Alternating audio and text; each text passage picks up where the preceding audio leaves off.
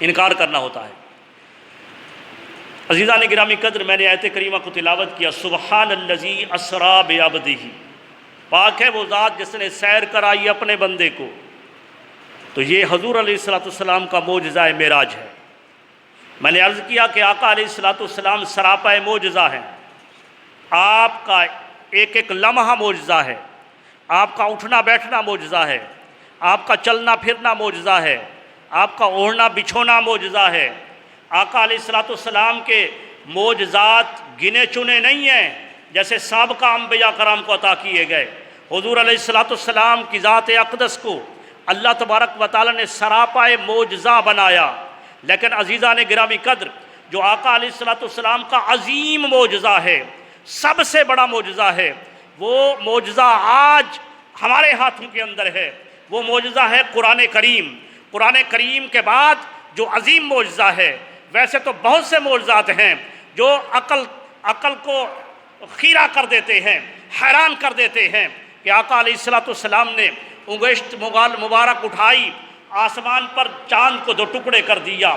آقا علیہ السلام کو ایک بدو نے، ایک دیہاتی نے سوال کیا کہ آپ اللہ کے نبی ہیں تو اپنی دلیل پیش کرو۔ آپ نے فرمایا کیا دلیل چاہتے ہو؟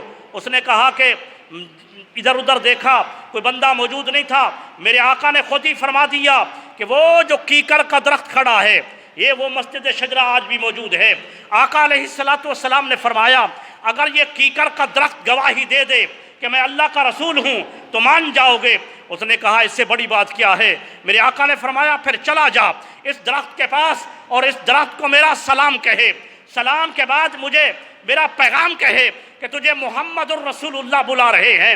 وہ شخص جب اس درخت کے پاس جاتا ہے اور جا کر سلام کہتا ہے اور اس کے بعد حضور کا پیغام دیتا ہے، حدیث مبارکہ میں آتا ہے کہ درخت دانے ہلتا ہے، بائیں ہلتا ہے، آگے ہلتا ہے، پیچھے ہلتا ہے، جڑوں کو اکھیڑتا ہے، زمین کو چیرتا ہے، آقا علیہ السلام کی بارگاہ میں حاضر ہو جاتا ہے۔ تو عزیزان گرامی قدر، یہ بدو، وہ دیہاتی جب یہ معجزہ دیکھتا ہے تو وہ مسلمان ہو جاتا ہے۔ تو عزیزان گرامی قدر، یہ بھی عظیم معجزہ ہے، معجزے ان گنت ہیں۔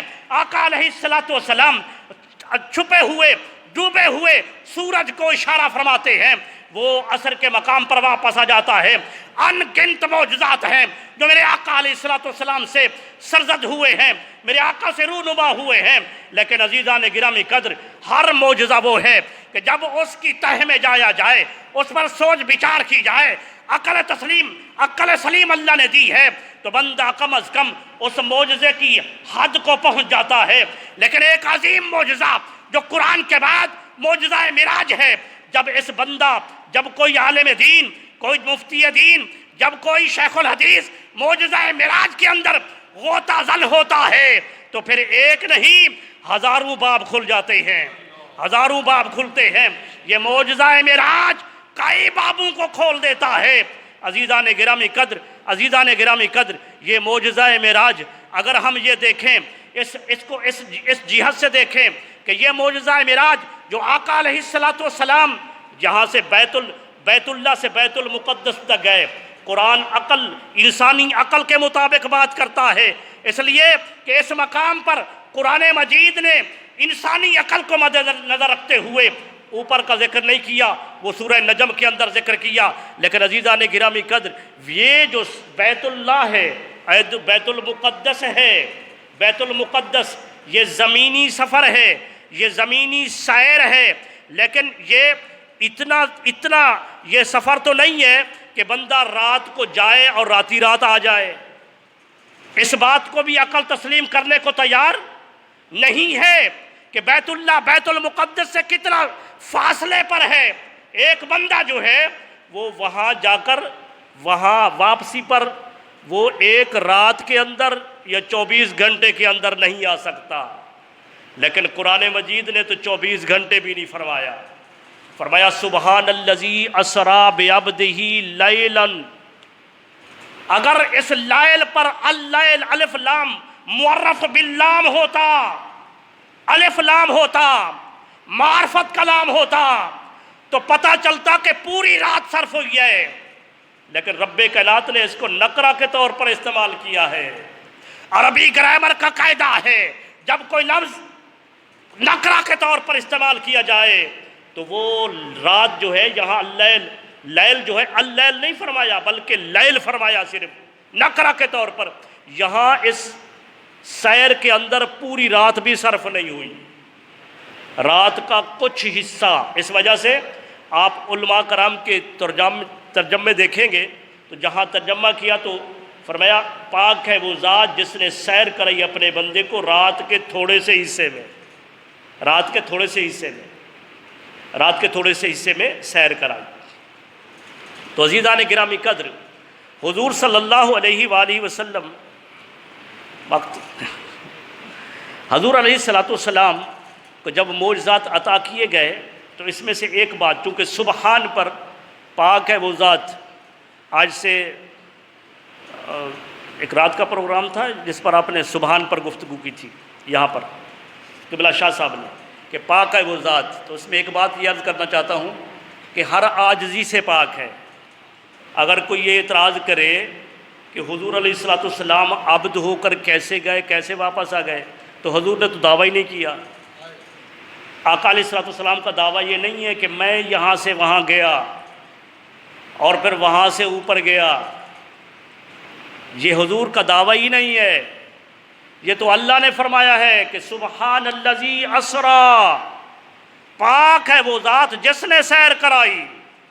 اب سوال ہوتا ہے اللہ کی ذات پر کہ وہ ذات جو سیر کرانے والی ہے وہ کتنا طاقتور ہے۔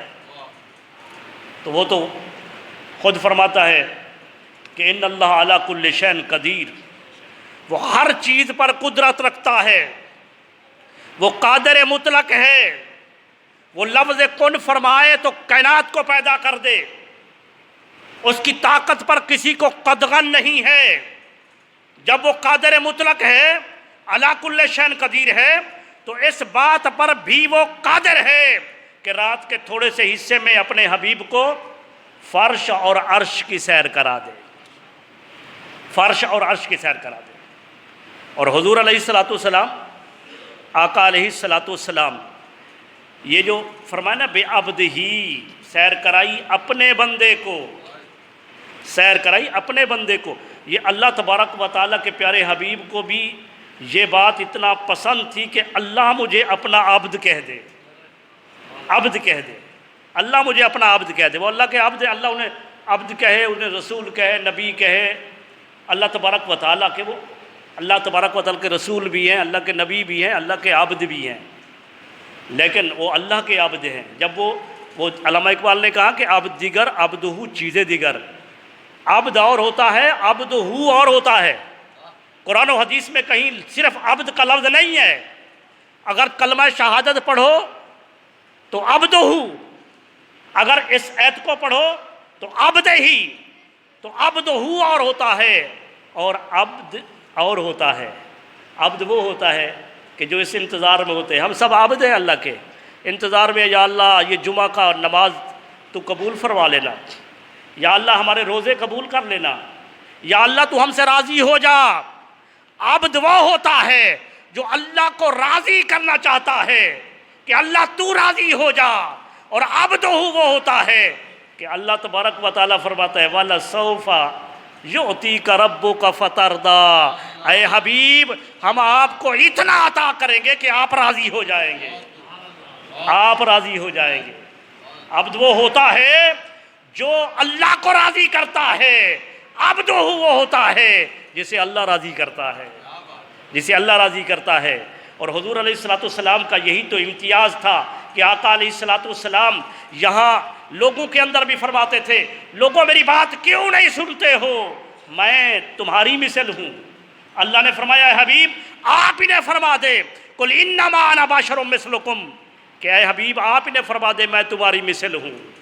لیکن عزیزان گرامی قدر، اس کو اگر ایک مثال سے سمجھاؤں تو آقا علیہ السلام کی یہ مثال اس پر مثال سمجھنے کے لیے ہوتی ہے، اور دنیا کی مثال اللہ اس کے رسول پر سچی صادق نہیں آتی، لیکن ایک بات کو سمجھا جاتا ہے۔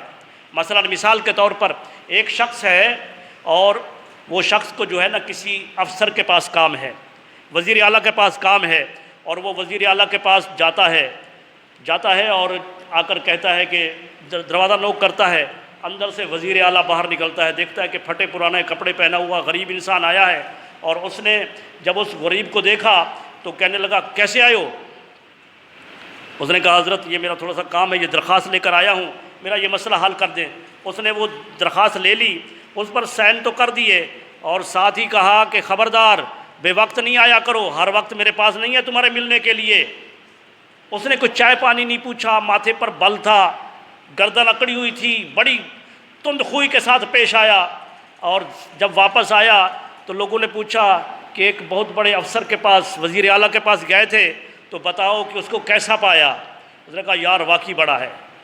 آج ہم بڑا اسے کہتے ہیں نا کہ جس کی گردن اکڑی ہوئی ہو، جو غریبوں کے ساتھ تند خوئی سے پیش آئے، جو ہے نا وہ اچھے مزاج کے اندر، اچھے اخلاق کے اندر گفتگو نہ کرے۔ تو کہنے لگا کہ یار بہت بڑا آدمی ہے، واقعی گردن کے اندر بڑا اکڑ تھی، ماتھے پر بل تھا، کوئی چائے پانی بھی نہیں پوچھا، کام تو اس نے کر دیا، لیکن مجھے ساتھ ہی ڈانٹ بھی دیا کہ خبردار ہر وقت میرے پاس نہیں آیا کرو۔ تو اب جو ہے ایک ہمارے ذہن کے اندر نقشہ آ گیا کہ بڑا آدمی ایسا ہوتا ہے۔ تو اس کے بعد چند دن گزرے اور اس سے بھی بڑے افسر کے پاس اسی بندے کو کام پڑ گیا، وزیر اعظم کے پاس مثلا کام پڑ گیا۔ تو اب وہ ڈرا ہوا ہے کہ یار یہ تو اس سے بھی بڑا ہے، اس نے تو ڈانٹ دیا تھا، اب کیا ہوگا؟ اللہ کرے ایسے وزیر اعظم اللہ تعالیٰ ہمیں دے، ایسے وزیر اعلیٰ ہمیں دے۔ تو وہ شخص جو ہے وہ گیا، اس نے دروازے کو نوک کیا، تو وہ اندر سے وہ وزیر اعظم آیا۔ اس نے، آج کل تو وزیر اعظم کو تو مل نہیں سکتا، پرانے دور کی بات کر رہا ہوں، اس وقت ملے جا سکتے تھے ایسے، ان کے اپنے دروازے کو نوک کر کے وزیر اعظم کو، وزیر اعلیٰ کو ملا جا سکتا تھا، گورنر کو ملا جا سکتا تھا۔ تو عزیزان گرامی قدر، وہ باہر آیا، اس نے دیکھا کہ ایک غریب انسان آیا ہے۔ اس نے کہا ایک منٹ رک جائیے، ایک منٹ رکیے، میں بیٹھک کا دروازہ کھولتا ہوں۔ اس نے کہا حضرت ڈرا ہوا ہے کہ مجھے پتہ نہیں میرے ساتھ کیا معاملہ ہوتا ہے۔ اس نے کہا نہیں بالکل۔ اس نے جا کر بیٹھک کو کھولا، اندر بٹھایا، وہ درخواست پیش کرنے لگا۔ انہوں نے کہا نہیں رک جائیے، آپ کا کام بھی ہو جائے گا، پہلے یہ بتائیے ٹھنڈا چلے گا یا گرم چلے گا، چائے پیئیں گے یا میٹھا شربت پیئیں گے؟ وہ ڈرا ہوا ہے، نہیں حضرت آپ میرا کام کر دی، کسی کی چیز کی ضرورت نہیں ہے۔ اس نے کہا کام بھی ہو جاتا ہے لیکن چائے تو ضرور چلے گی۔ وہ اپنے ہاتھوں سے چائے کا کپ لے کر آیا، ایک غریب آدمی کے سامنے پیش کر دیا، اور پھر اس کی بات کو سنا، درخواست کو لے کر اس پر سائن کر دیے، جو بھی کام تھا کر دیا۔ ساتھ ہی کہا کہ رات ہو یا دن، 12 بجے دن کے ہوں یا رات کے، وقت کو نہیں دیکھا کرو، رب کائنات نے مجھے جو عہدہ دیا ہے تمہاری خدمت کے لیے دیا ہے، جب بھی آؤ مجھے اپنا خادم پاؤ گے، میں تمہارا خادم ہوں۔ اس نے یہ کام کر دیا، ساتھ ہی الفاظ کہہ دیے، وہ شخص باہر آ گیا۔ جب گھر آیا لوگوں نے پوچھا اب تمہارا کیا معاملہ ہوا؟ چھوٹے کے پاس گئے تھے تو یہ بتاتے تھے کہ گردن اکڑی ہوئی ہے، بڑے کے پاس گئے تو کیسا پایا؟ اگر وہ شخص یہ کہے کہ سنتے تو تھے کہ یہ بڑا ہے لیکن یہ تو بڑا ہے ہی نہیں، اس لیے کہ اس نے تو کہا میں تمہارا خادم ہوں، اس نے تو چائے کے کپ میرے سامنے خود پیش کیا ہے، وہ تو مجھے اپنا خادم کہتا تھا۔ اگر وہ شخص یہ کہے کہ وہ بڑا ہی نہیں تو اس شخص کی سوچ پر اِنَّا لِلَّهِ وَإِنَّا إِلَيْهِ راجعون پڑھنا چاہیے، اس وجہ سے کہ اسے پتہ ہی نہیں کہ بڑا ہوتا کون ہے۔ وہ بڑا اسے سمجھتا ہے کہ جس کی گردن کے اندر اکڑ ہو، وہ اسے بڑا سمجھتا ہے کہ جس کے ماتھے پر بل ہو، وہ اسے بڑا سمجھتا ہے، جو غریبوں کے ساتھ تندخوئی سے پیش آئے وہ اسے بڑا سمجھتا ہے، کہ جو بد مزاج ہو، ارے بڑا حقیقت میں وہ ہے کہ جو اخلاق سے پیش آئے، تھا تو بڑا لیکن بڑھائی کی کرسی سے اتر آیا ہے، بڑھائی کی کرسی سے اتر کر غریب کے ہم نشیں بیٹھا ہے اور غریب کے ساتھ ان کے مزاج کے اندر بات کی ہے۔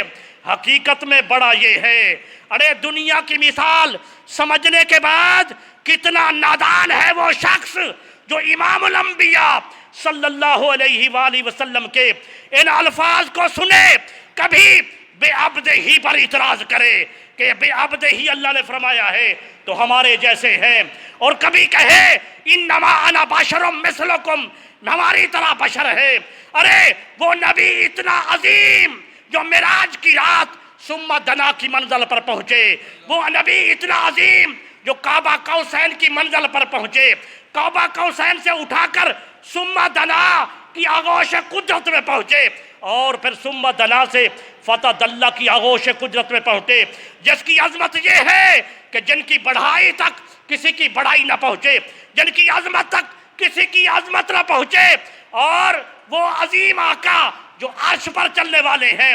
اور جب تمہارے سامنے ہمارے سامنے آئے، امت کے سامنے آئے، تو حضور فرمائے میری بات کیوں نہیں سمجھتے ہو، میرے ساتھ کیوں نہیں بیٹھتے ہو، میری بات کو تسلیم کیوں نہیں کرتے ہو؟ انما انا بشر مثلکم، ارے میں تمہاری مثل ہوں۔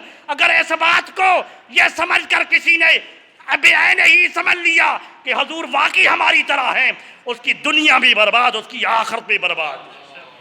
اس نے حضور کے مقام کو نہیں سمجھا ہے۔ وہ اتنا عظیم نبی ہے جو عرش پر چلنے والا ہے۔ اگر وہ عرش پر چلنے والا نبی مدینہ کی مسجد نبی کے اندر بیٹھا ہو، مسجد نبی کی دیوانی آ جائے اور کہے محمد مجھے آپ سے کام ہے، صحابہ سے ذرا دور ہوئیے، تنہائی میں بات سنیے، وہ دھوم میں کھڑا کر دے امام الانبیاء کو دیوانی، جس کی پوری مدینہ کے اندر کوئی بات نہ سنتا ہو، تو امام الانبیاء صلی اللہ علیہ وسلم دھوپ کے اندر اس غریب دیوانی عورت کی گھنٹوں بات سنتے رہیں۔ وہ عظمت ہے، وہ فضیلت ہے، اور یہ مثلیت ہے۔ تو عزیزان گرامی قدر، انشاءاللہ واقعہ معراج کو بے عبد ہی سے شروع کریں گے اگلے جمعۃ المبارک پر۔ وما علینا الا